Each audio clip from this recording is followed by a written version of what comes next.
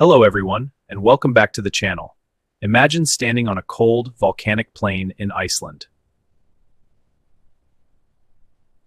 Watching the ground crack open as rivers of molten rock begin moving toward roads and critical pipelines. Threatening geothermal power stations, vital water pipelines, and entire coastal communities living nearby. This is not a scene from a disaster movie. This is the Reykjanes Peninsula today. And here, near Svartsengi and Grindavik, brave engineers have constructed something truly extraordinary. Giant lava defense barriers designed to slowly stall and safely redirect millions of tons of lava. And here, near Svartsengi and Grindavik, brave engineers have constructed something truly extraordinary. But these are not concrete walls. They are not steel floodgates or fantasy fortresses. They are massive black embankments constructed entirely from volcanic earth, rough basalt, rock, and gravel. In other words, Iceland is fighting active volcanoes using the volcano's very own raw materials. Before we continue, make sure to subscribe to the channel for more extreme engineering explorations. On this channel, we explore the world's most extreme defenses built against nature itself. Now, let us look inside the design of the massive Svartsengi lava defense barriers.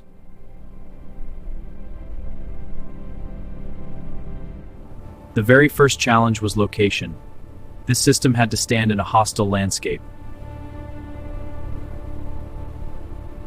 The peninsula is covered with dark lava fields, pale moss, and complex geothermal pipelines. So engineers designed the barrier as a massive, trapezoidal-shaped earthen berm. This means it features a very wide base, heavily sloped sides, and a reinforced toe. And a compacted, flat crest on top for inspection and emergency vehicle access.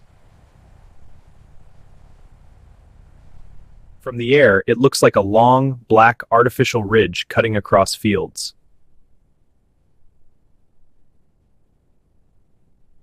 But every part has a purpose. The wide base spreads the immense weight.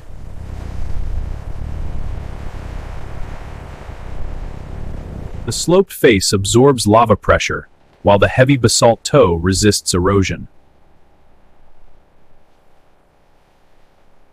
The crest allows machinery to move, and the gentler side protects maintenance crews.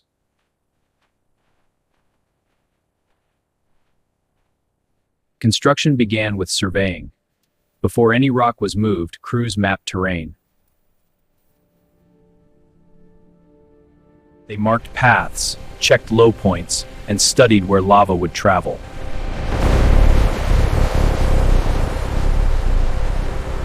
Then came access tracks. In a volcanic field, reaching work zones is challenging.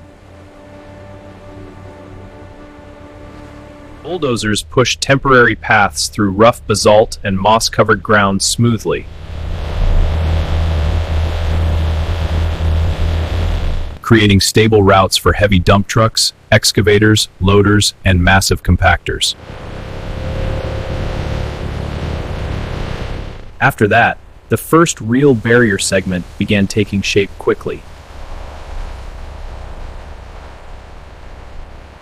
Dump trucks brought in black volcanic fill and coarse, heavy basalt rock.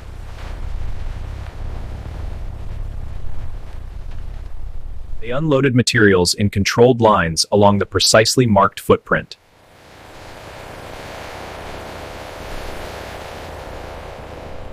Bulldozers spread it into a base, and compactors pressed it down.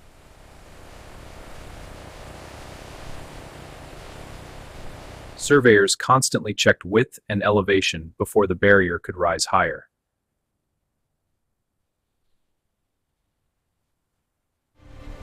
Layer by layer, the solid core was built higher against the sky. This is a critical detail. The barrier wasn't built in one dump.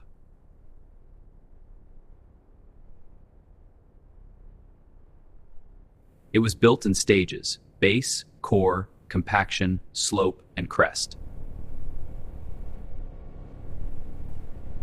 That sequence matters because a lava barrier must be heavy and stable.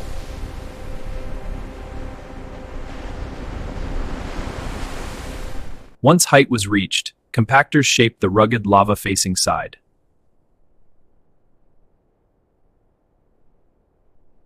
Crews added massive basalt boulders at the lower edge, creating a toe.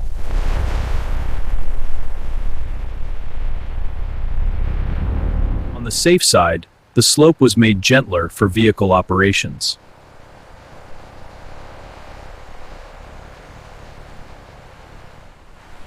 Ensuring water drainage could be managed safely without weakening the structure. Then the crest was leveled and compacted into a stable service road. With that, one major segment was complete. But one is not enough. So the same careful process continued down the road, extending defenses.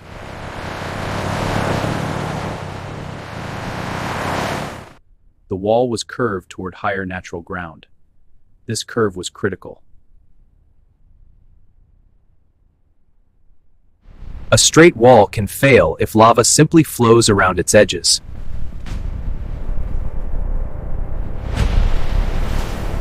So engineers connected the artificial berm directly into natural volcanic hills. Connecting to the hills creates a secure tie-in that completely closes any potential bypass route, creating a solid tie-in that successfully closed any dangerous bypass routes. This tie-in was almost like stitching human engineering into the landscape.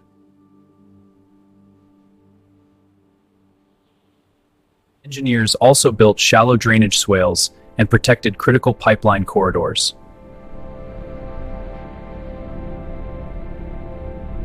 They created emergency stockpile pads filled with coarse basalt boulders. Stockpiles are vital because during a volcanic emergency, time is the single most important factor. Because in a volcanic emergency, time is absolutely everything for survival. If a control gap must be closed, trucks can move immediately.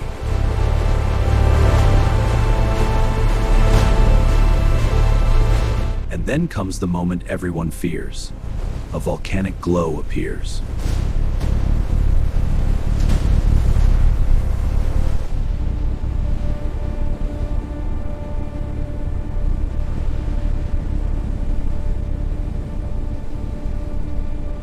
It slows the flow, redirects pressure, and keeps molten rock away.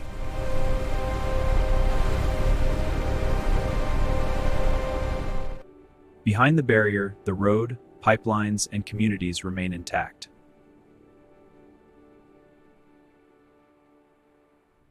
That is the real genius of the Svartsengi barriers, built to survive. Subscribe for more extreme engineering stories, and see you next time.